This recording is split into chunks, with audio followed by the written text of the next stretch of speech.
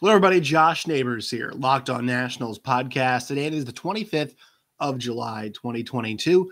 And on today's show, we are discussing which Nationals players I think will be staying on the team, which Nationals players we think will be traded as we head towards a trade deadline. Also, a look at the Nationals 3-game set coming up with the Los Angeles Dodgers. It begins on Monday night at Dodger Stadium.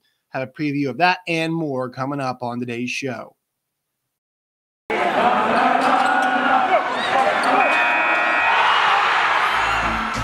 Locked On Nationals, your daily Washington Nationals podcast, part of the Locked On Podcast Network, your team every day.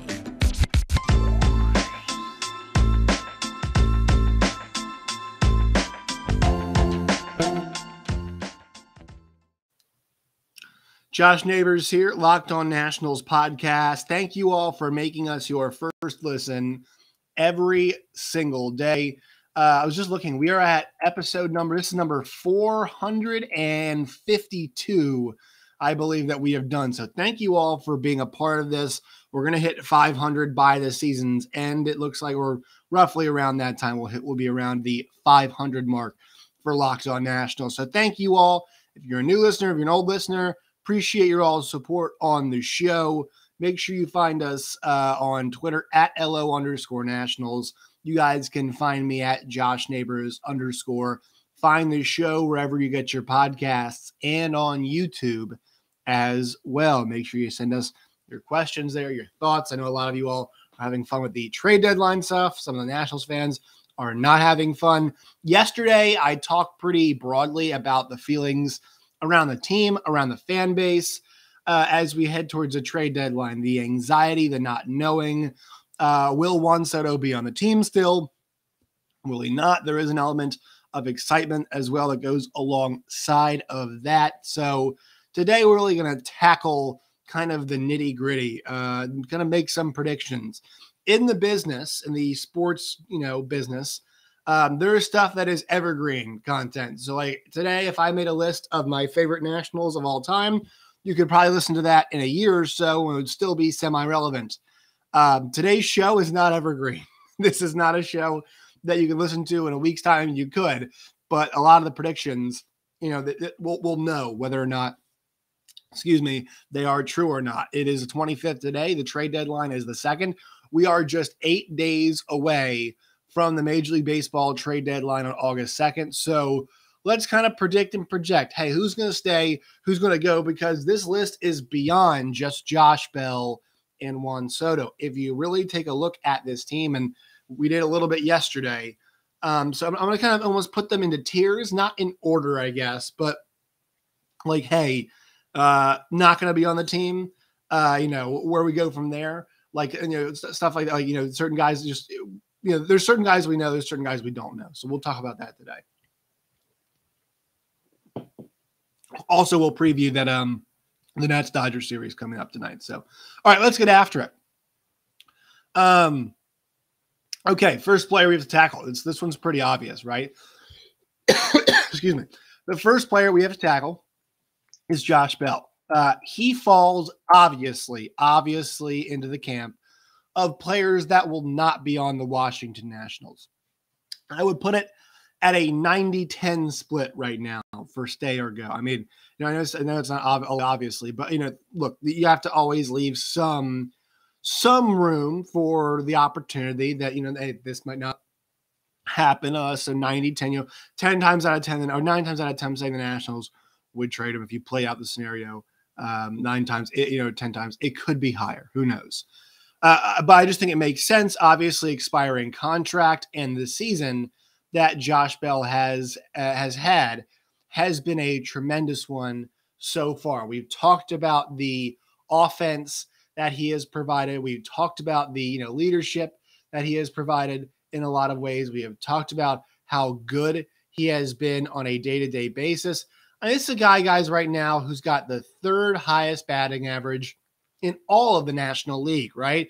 It's pretty impressive for a guy that doesn't always seem like somebody who's going to hit for a ton of average. And this year, this weekend, he eclipsed the 50-plus RBI number. So he's at 51 now, 13 home runs, 51 RBIs, 305 with a 388 on base percentage, 496 slugging, and 833 OPS.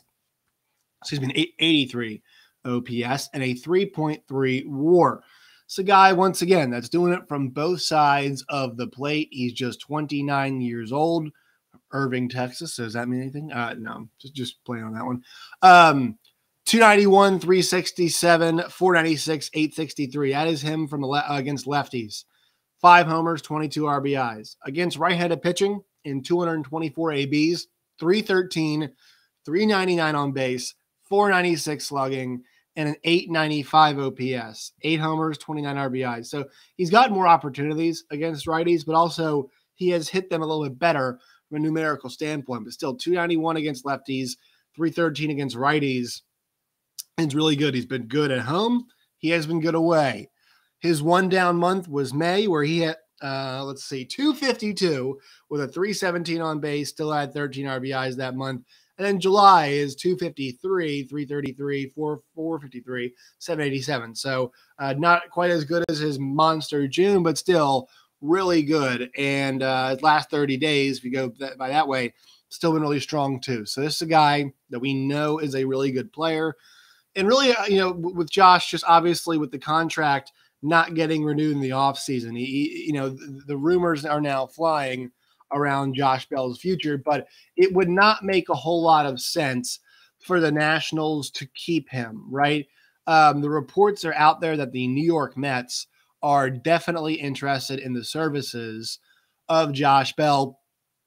Reading now from Metsmerized, they said specifically Josh Bell, Mancini, and JD Martinez are out there. Pat Ragazzo and Michael Marino of Fan Nation. The Mets are one of several teams that have made a trade offer for Josh Bell to the Washington Nationals.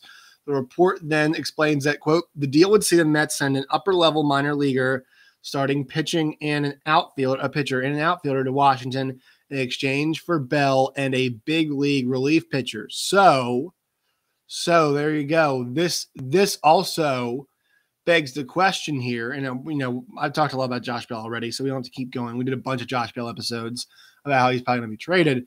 That brings me to the relief pitching. So when you think about the Nationals relief pitching, think about who's around right now, because look, they're dealing with some serious injuries. I mean, about Will Harris never really getting his chance. Mason Thompson, Tanner Rainey, all of those guys right now. They even saw Tyler Clipper go down. We saw Sean Doolittle go down. I mean, the Nats back end of the bullpen has been dealing with injuries really since day one of the season. I mean, even before the season started, when you think about Will Harris not being out there, but right now, kind of the guys who are immediate there, we think about Sean Doolittle, Tanner Rainey not there. So this kind of makes you think, okay, Carl Edwards, Steve Cishek, Kyle Finnegan, those are the guys that I'm looking at. Those are the Nationals' best 3 relievers that are currently out there pitching right now. And so you think about all 3 of those guys, which guy would they want the most? All of them being right-handed pitching, right? Steve Cishek obviously brings a different kind of look with the way he throws. Kyle Finnegan does bring kind of that velocity to the table. Carl Edwards does bring the championship experience to the table and has had a really nice season for him. And I think out of all the guys, I think he's pitching the best right now.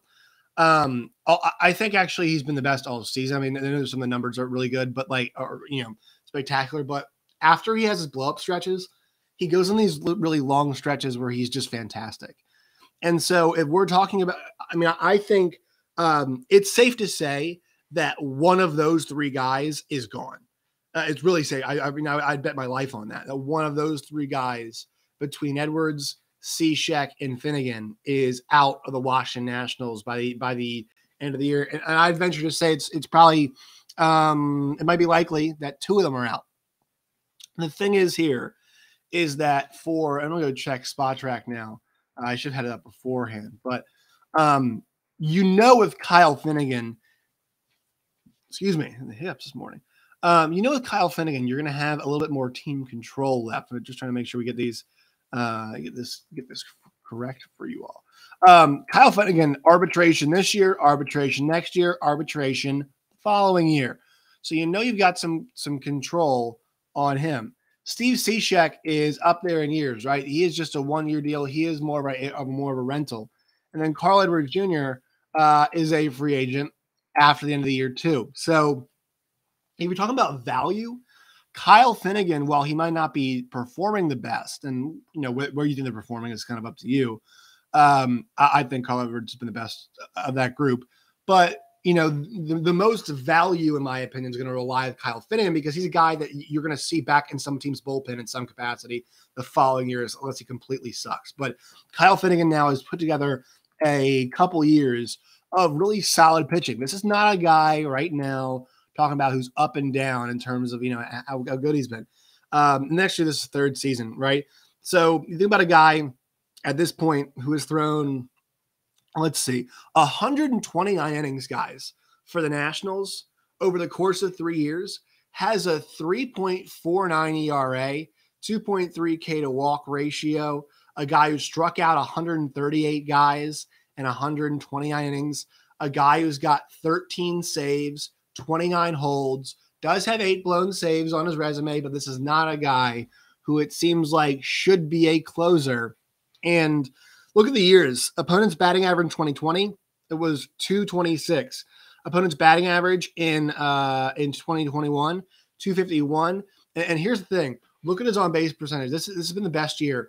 This year, teams are hitting 232 against him, but their on-base percentage is just 295 against him. And really strong season for him so far this year in the nearly 40 innings that he has worked. He made his 40th appearance yesterday for the Nats. So reliable. And also, this is over a shortened COVID season, over a 2021 and 2022. There's a lot of fluctuation up and down. 133 appearances for Kyle Finnegan in that time.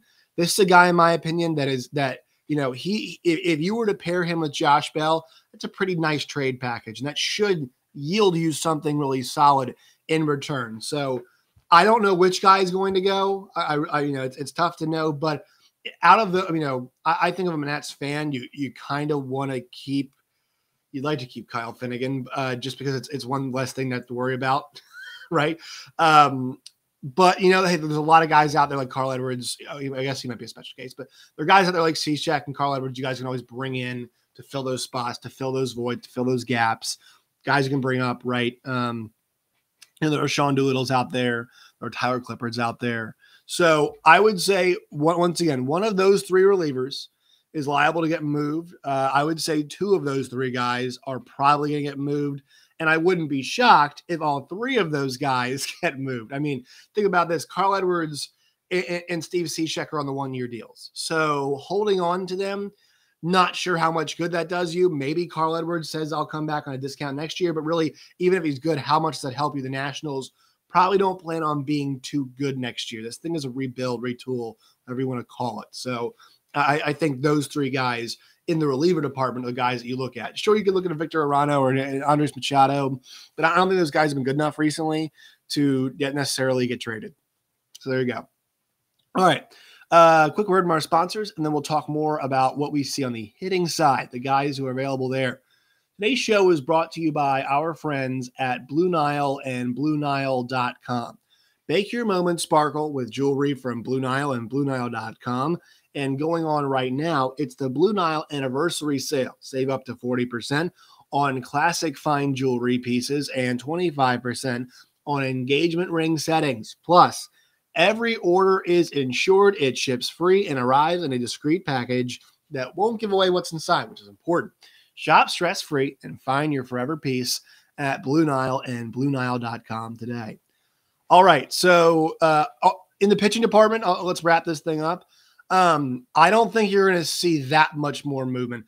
I don't think in the starting pitching side of things, we're going to see the Nationals give up anything. I don't think they want to water down a package with a Patrick Corbin. Obviously, Strasburg is hurt, so you really can't do that. Josiah Gray is a National. That's not going to change. Paulo Espino could get moved, and Eric Fetty could get moved.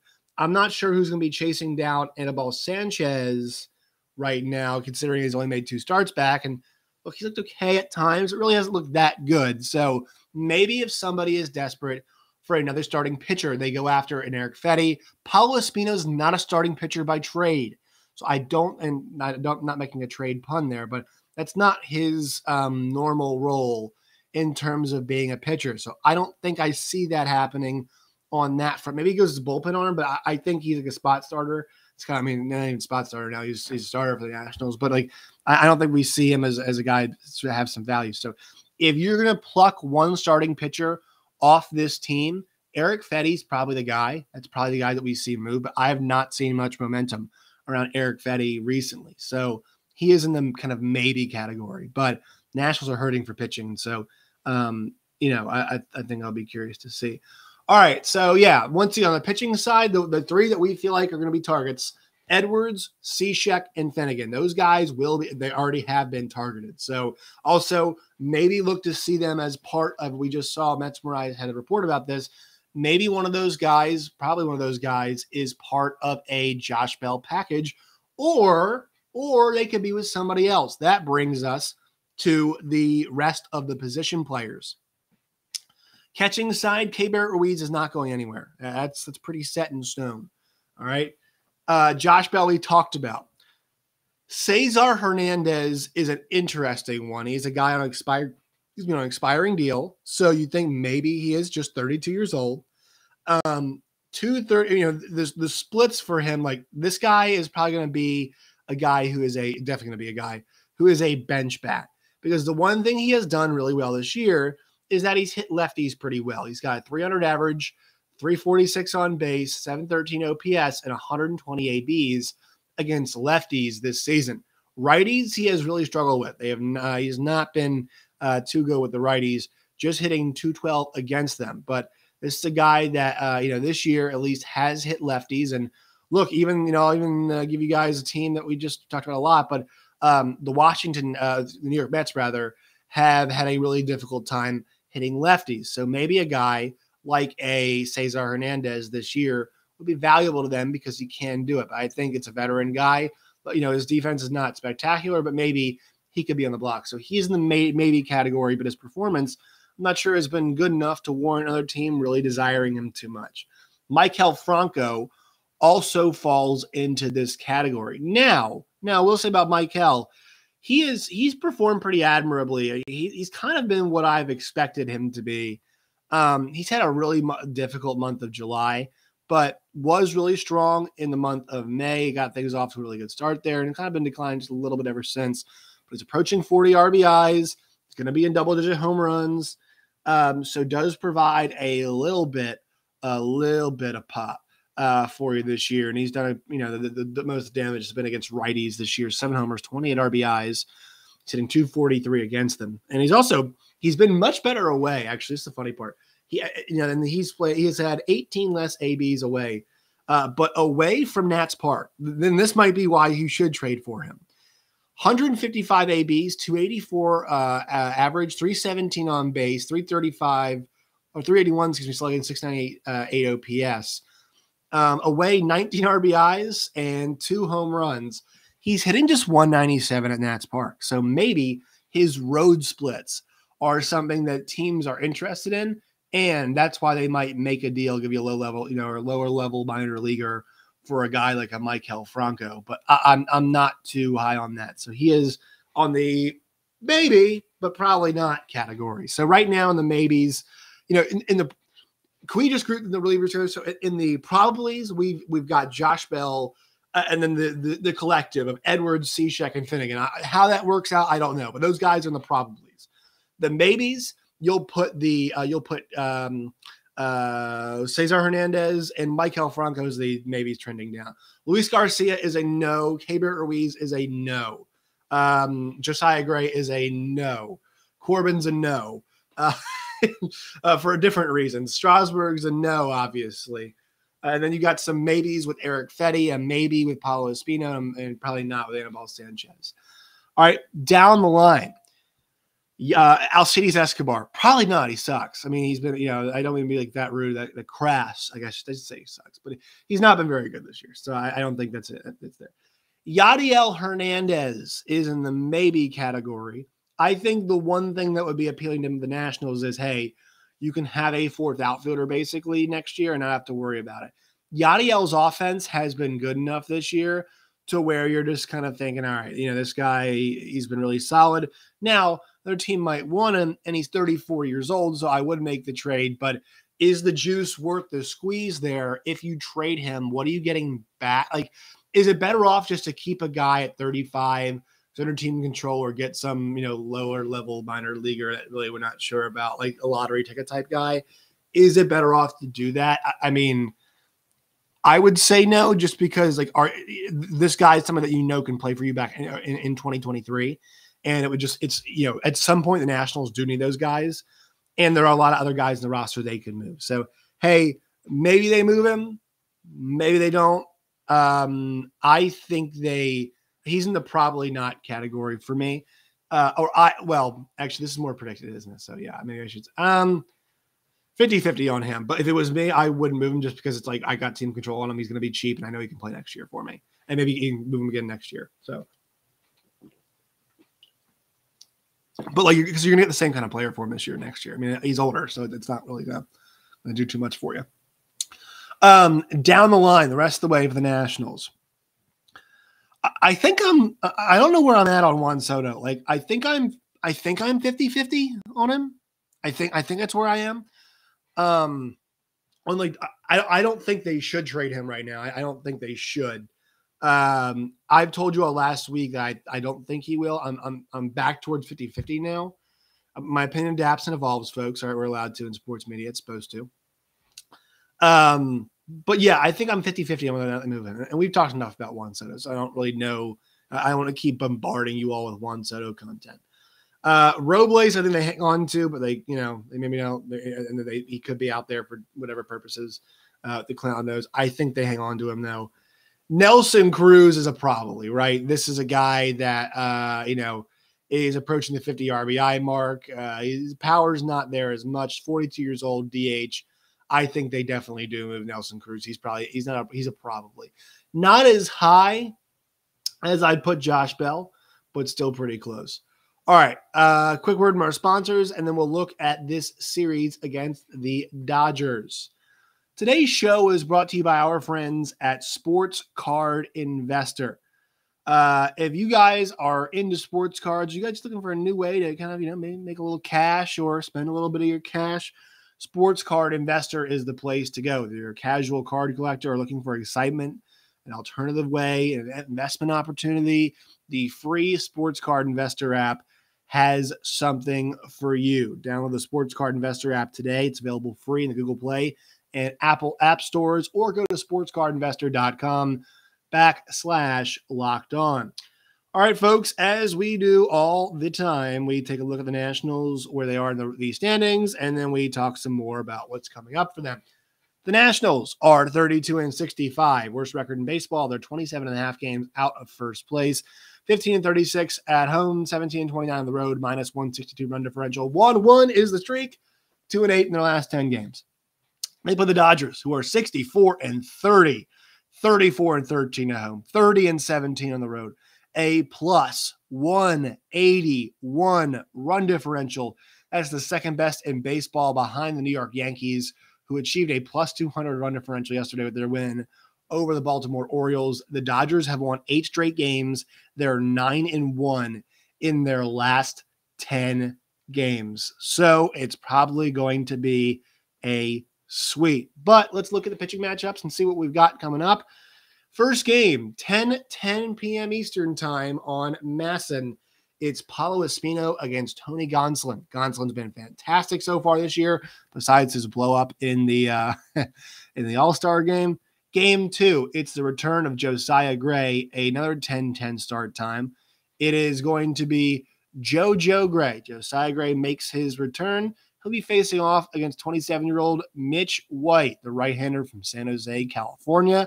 And then at 3:10 on Wednesday afternoon, it's going to be Patrick Corbin going up against Andrew Heaney. It looks like. They think to activate, so they expect to activate him on Wednesday from the IL to make that start. So that's what the Nationals are facing. 10-10, 10-10, 3:10 are your start times. All right, that'll do it for today's show. Make sure you follow us on Twitter at LO_Nationals. You guys can find me at JoshNeighbors_. Find the show wherever you get your podcast and on YouTube as well. Till next time, my friends, as always, stay safe.